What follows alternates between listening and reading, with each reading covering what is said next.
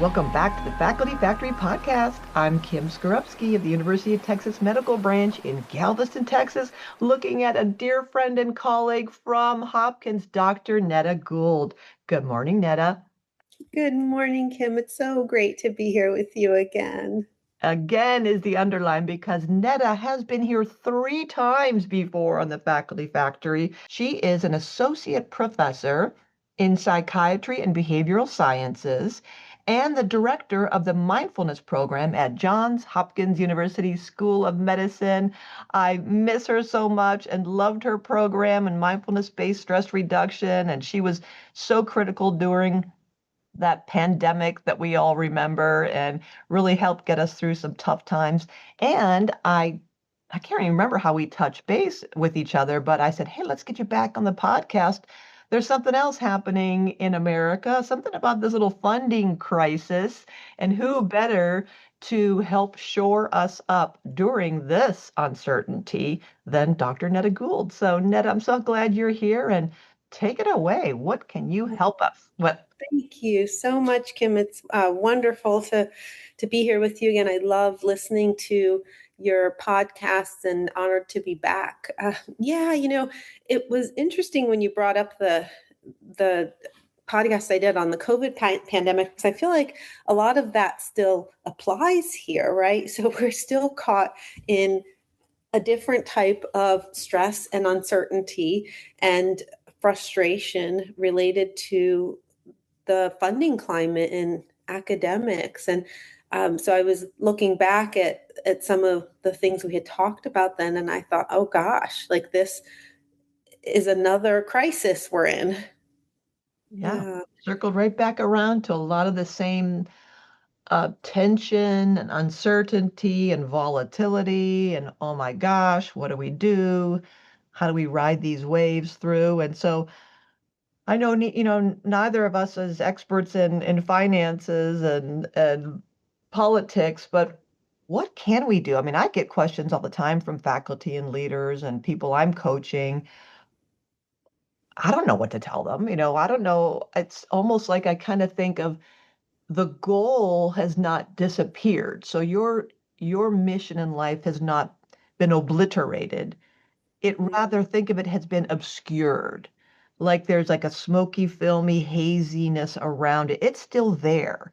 And maybe your ways or your navigation was pointing you in this direction. And now you just have to kind of recalibrate the direction, get at it a different way. So if you still want to you're interested in exploring or discovering or treating, preventing, curing disease X, and it's no longer in vogue, that doesn't necessarily mean you go in a complete opposite direction. Rather, just how can I come at this differently? So I really don't know. I don't have the answers, obviously. I don't think anybody does other than saying, be patient, let's be creative, let's be nimble, let's try to get at this a different way. And you're right, it's a lot of what was happening during the pandemic. Oh my gosh, how can I see my patients? And look at, someone like you, Neda, you and a lot of our practitioners uh, pivoted and went to seeing patients online and telehealth. And so we got through it, obviously. Many of us did. So what can how can you help ground us and remind us um, and how to take care of ourselves during this period of uncertainty? Yeah, those are great questions, and I do agree that it's tapping into our creativity and also recognizing exactly what you said, that we will also get through this. It's just how can we get through it with some balance and equanimity and resilience.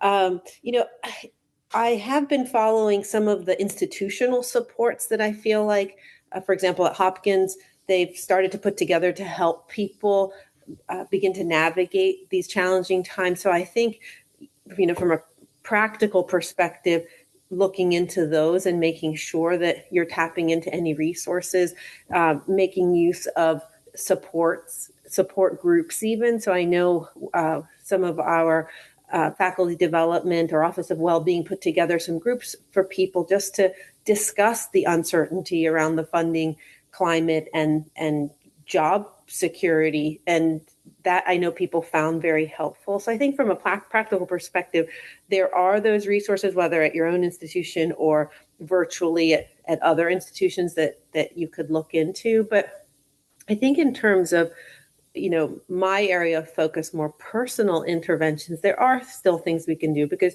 you're right, life still has to go on. We still have to function. We still, have to work. So how do we do that in a climate like this? I think is a important question to answer. And I agree. I also don't have all the answers for this, but I think there are small changes we can make to just move the needle a little bit so that we're still functioning, still enjoying life despite these external Mhm. stressors. So before you tell us what some of those things are, Netta, can you like pause a moment? Because I know there are people, and I was one of them, and sometimes I still am one of those people who's like, I don't need all this woo-woo stuff. I'm Mm-hmm. not going to take my precious time and sit with a bunch of people who are just going to wah, wah, wah, Mm-hmm. and just moan and complain and talk about personal things. That makes me, I'm a high thinker, so it's tough for me to be in touch with feelings and emotions. And I know that about myself, which is why my initial instinct is to uh, push back on those kinds of experiences.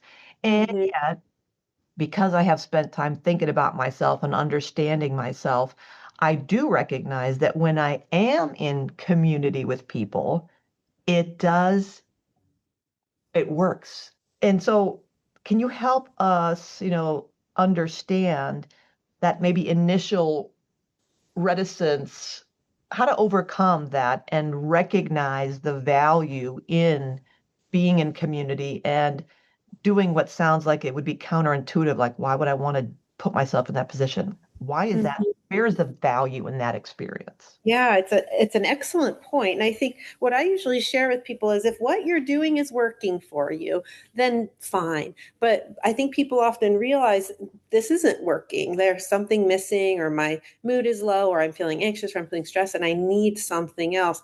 And maybe that group, we go in with these judgments. It's going to be a particular way. And so what I share is just do an experiment. Go to one. It's not a lifetime commitment. Go to one session and see, is there anything new I can learn here? Can I go in with curiosity as opposed to judgment, and pick up anything, even if it is just 20 minutes of interaction. And then after that, reevaluate and see, okay, maybe that wasn't a great fit for me, but I did it. Now I know, so I can explore something different. But change is hard when we're stressed. Thinking of, oh, it's one more thing I have to do makes it challenging. But if we look at it as it's one more thing I could learn about myself, even if it's that I don't want to go to one of those groups again, then we're not losing time, for Mm. those of us who are just on this wheel of productivity. Oh, so well said. Wheel of productivity. Yes, constant go, go, go, do, do, do. This hustle and grind mentality that we in academic health are so accustomed to. I love that idea that thinking instead with curiosity that I'm doing an experiment. Mhm. I'm conducting an experiment. And I may have a hypothesis about it, but I'm not going to know until I go. You won't know until you go. And you say, well, yeah, I know. I know me. I know. Well, do you? Do you really know? I mean, have you ever been delighted to discover something new about yourself that you didn't know? So I think that's so Absolutely. smart. Absolutely. Yeah, and that's how a lot of people think about, mindfulness is so much of my work. And a lot of people say, I don't know, that's a little too woo-woo and for me. And I say, it might be, but why don't you come and see? And then when they start to learn about the science behind it, and that really it's only being present, that's it's what we're learning is how to be present, then people can buy into it a little bit more, but they'll never know until they try. You're reminding me that I just typed it in the Googleator here, and I said I watched on this past weekend on Netflix. It's about veterans and PTSD. It's called In Waves and War. And Mhm, it and I just thought, oh, I'll watch this. This sounds like it's going to be depressing. But it was about these they were mostly men. I think there was there were a couple of women were coming back from Afghanistan. They were Navy SEALs, and they were really, really struggling with, I mean, horrific suicidal ideation and really bad, just really bad. Their lives were really going the wrong way. And they're these macho women mhm, and men who are trained to be tough. And it was all about exploring, um, the psychedelics and going to Mexico and taking this, that, or drinking this or eating that and really processing. And you're reminding me of these women and men are like the toughest of the tough. And the last thing, and they talked about it, the last thing they're going to do was do some of this kind of going, this hippy dippy stuff. And yet mhm, it was profound. The the experiences that um, these heroes had when they went through this and really got down to the trauma and how things from their childhood. And it was really kind of opened my eyes of wow, how mhm, humbling. And you get to like your end and realizing, yeah, I'm going to try it. And mhm, there are people who said support, hey, listen, I did it before, I did it, I'll be there with you. So I think that kind of the humility of saying, I don't know what to do. I'm mhm, looking for answers. I'll try it. So mhm, that you just reminded me of that courage. Sometimes maybe it's flipping our mindset. We think it's courageous to be tough and I'm going to just soldier through this. I'm going to tough it out. I'm just going to work even harder. Yes, and sometimes when maybe you don't have to be working so hard. You can let go and invite others and be with others to find a different solution or a different way through. I don't know. Now I'm getting all woo woo in my head, but I definitely want to learn from you what we can do in addition to these yeah. Well, institutional supports. I love that example you bring up with the experience with the veterans because I think it's really applicable in that the other issue in terms of why we sometimes don't seek out these new opportunities is because there's a there's a fear, right? There's a fear of tapping into that emotional side. We're not used to doing it. We're afraid of what will come up. And some of these groups do tap into feelings and it's hard. And what I'll say about that is that, sometimes it may not be the right time to tap into your feelings if you're feeling very, very vulnerable and you feel as though tapping into that might unravel you and you need to function and stay together for family and work.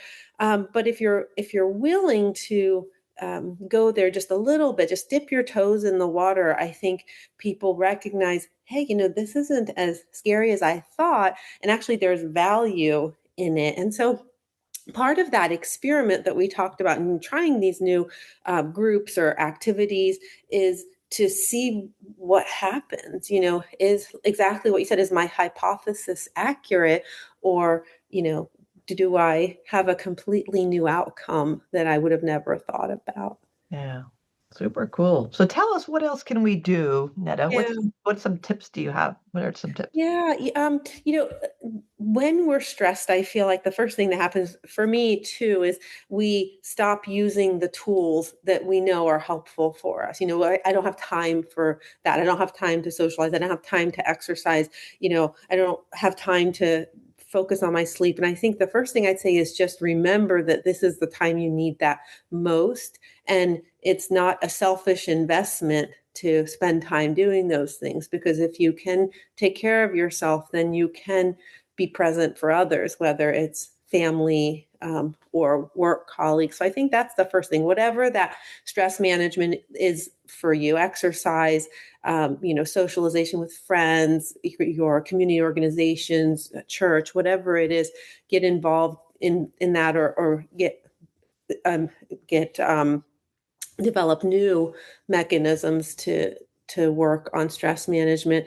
I think we talked a little bit about using your support system and whether that's at work or outside of work. I think that can be really critical. And if related to this particular topic, I think clearly you're not the only person dealing with the funding crisis. So coming together can be a really good source of support if you're willing to do that. The other thing, I think we get caught in these negative thought cycles when we're stressed or when there is an external stressor. And then our mind really focuses on the negative and, if only it wasn't like this, or if only X, Y, or Z. And I think we have to override that. And it's easier sometimes than other times. It's easier for some people than other people. But I think pausing and saying, okay, there I am going down that negative thought cycle, but what is in my control? And there's always something, even if it's something little that's in our control, and refocusing on that. And another way to think about it is, okay, there's that kind of negative or catastrophic thinking, catch that and just say, there it is. I was expecting you, and challenge it. So that's a possibility that that terrible thing will happen, but are there other possibilities? And so I think we sometimes, we call this the negativity bias of the brain, that it tends to go to this negative space, which in a lot of ways has been adaptive for us, but it to constantly be in that space is draining and depressing. And so I think overriding that with some of these tools can be a helpful place to start as well. Hey, Neto, as my sister Andrea always says, let's double click on that. Um, this negativity bias, negative thought cycles, catastrophic thinking, and you said sometimes the way we can get out of that is to focus on what we can control. And that makes perfect sense to me. When we feel or when I think that, oh my gosh, things are spinning out, I'm losing it, you're losing it, Kim. What are you going to do? I'm going to focus on what is in my ability to control. And then sometimes I've noticed I will be hyper controlling of that thing that I can control because I am in a state of fear or anxiety.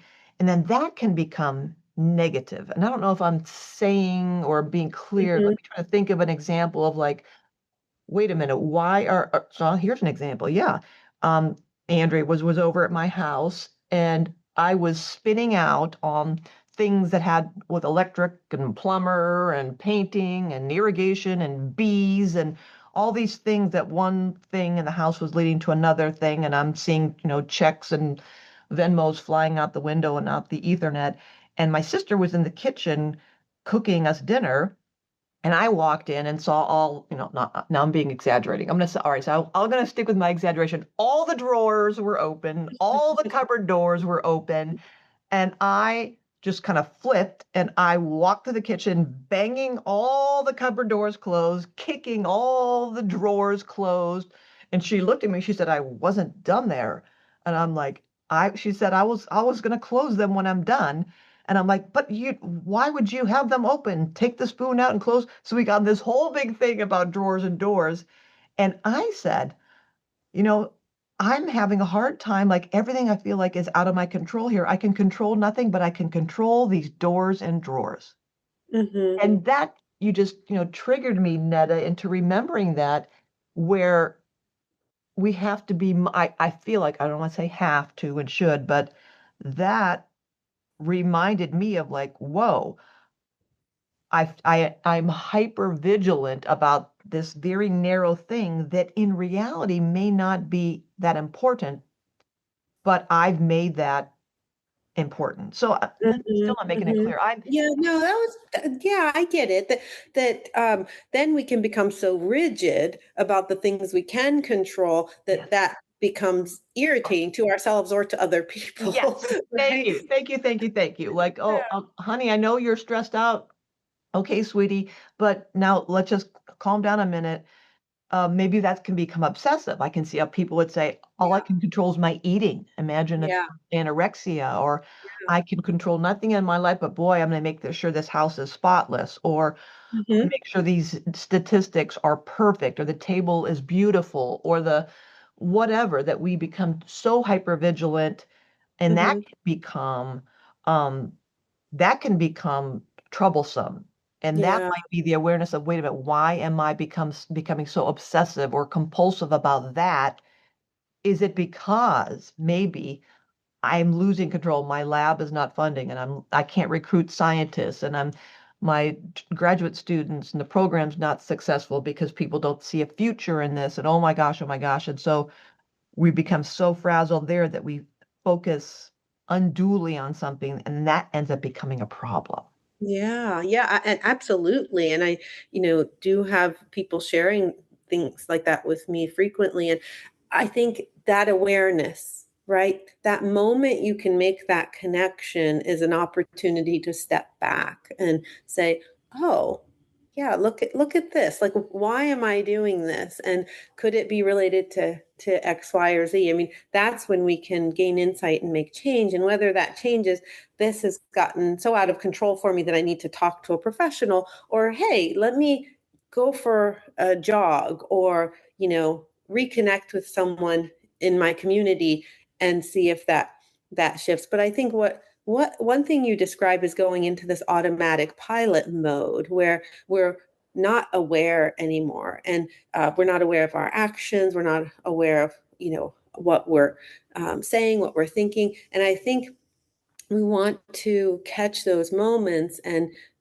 pause. And so one thing when you were saying that really struck me was that yes, you walked in and saw the kitchen was a mess, and so you started closing all of the cabinets and the drawers, but there was stress before that.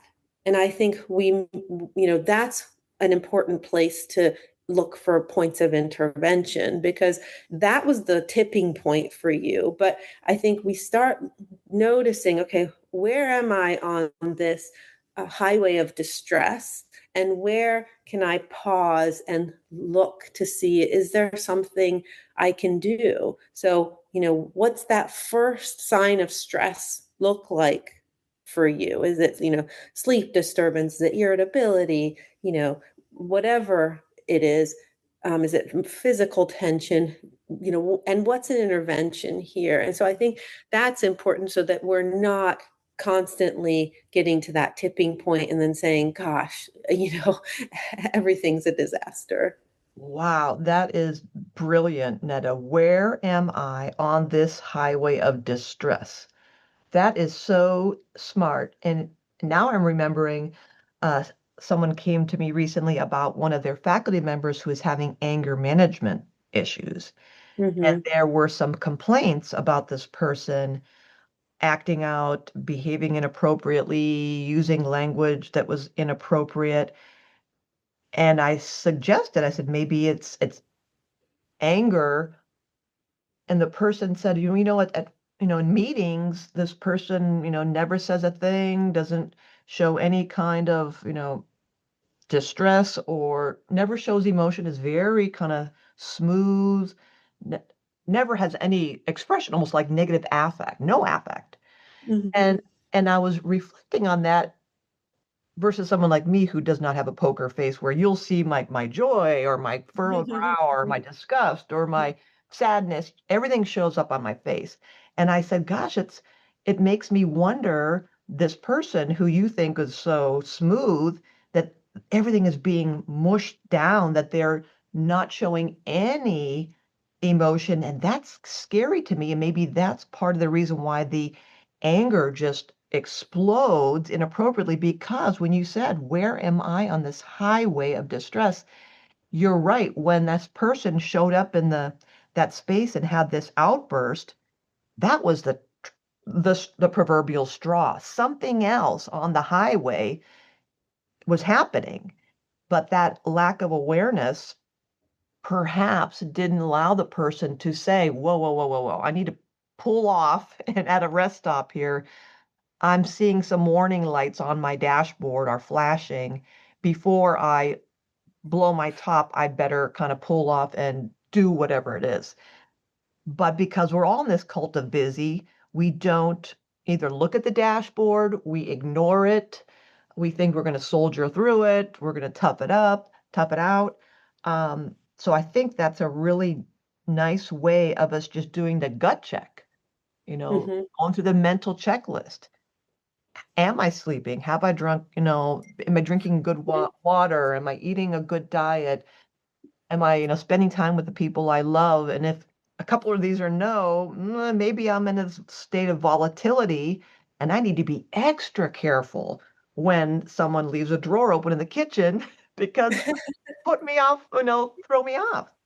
Yeah, absolutely. Sometimes I feel like I should keep a list for myself of the things I must do every day to kind of maintain my balance and sanity. And because we forget, and it's so easy when it's a stressful time just to say, no, I need to be doing more of these other things, and then neglecting ourselves. But what you mentioned about the anger, and it's such a obviously common emotion these days, um, is this concept that we as mental health professionals refer to of the anger iceberg.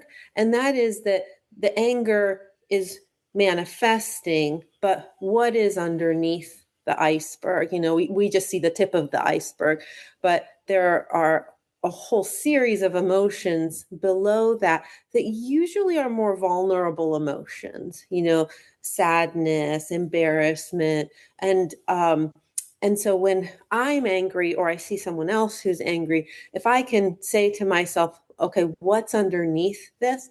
I can I can have a little bit of empathy both for that other person and some compassion for myself that, okay, let me pause a moment. And so it comes down so much to just pausing and reflecting. And that's something we tend not to do.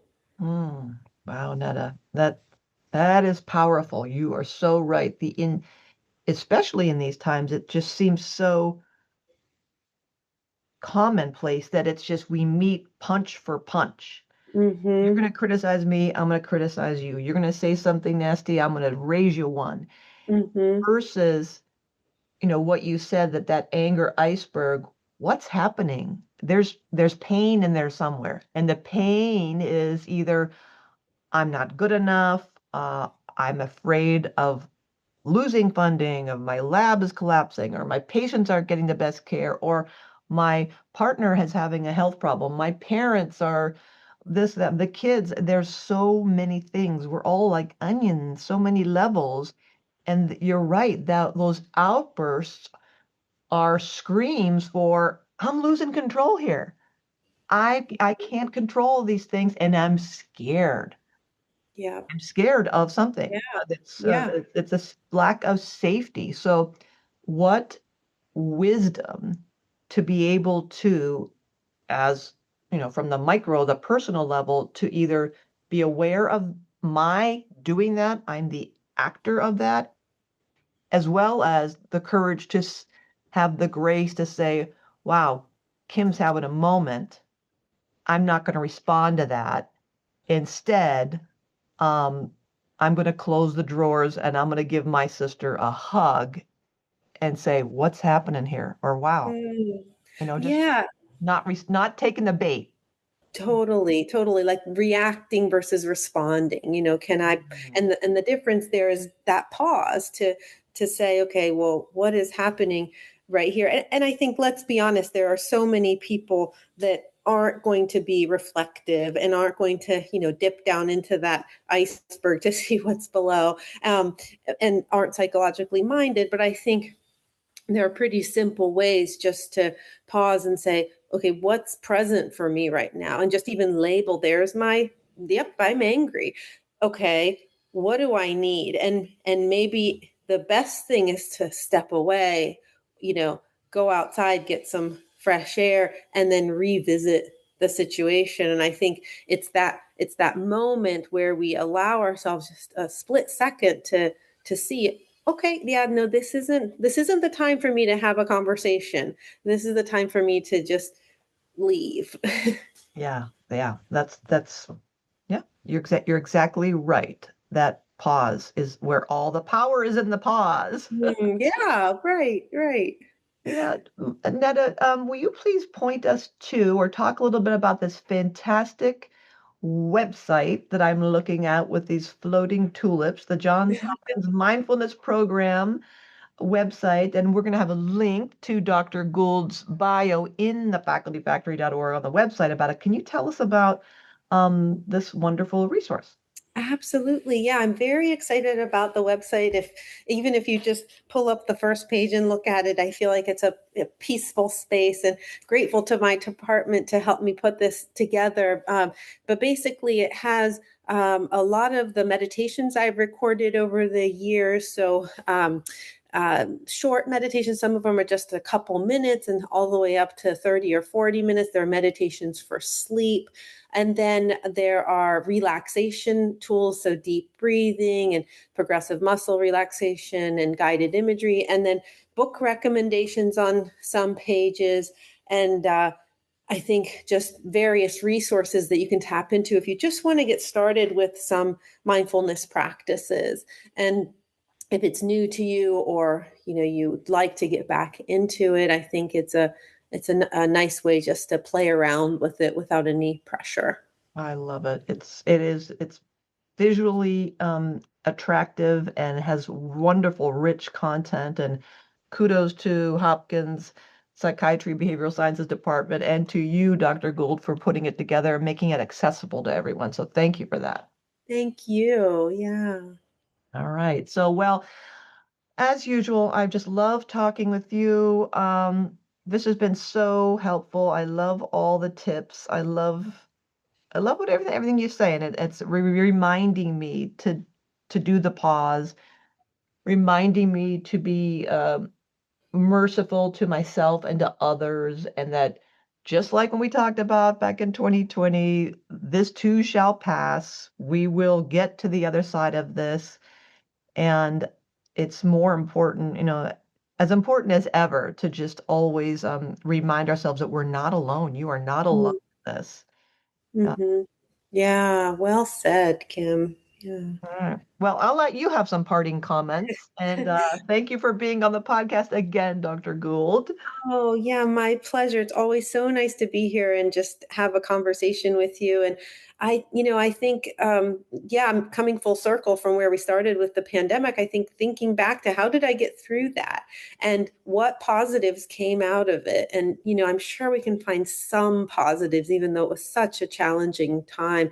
I think that can be really helpful. I also, my favorite stress management tool is to state the facts and drop the story, which is just when you are confronted with a stressor, just say it in a fact. So, funding is challenging right now, or something small, I'm running late for a meeting, whatever it is.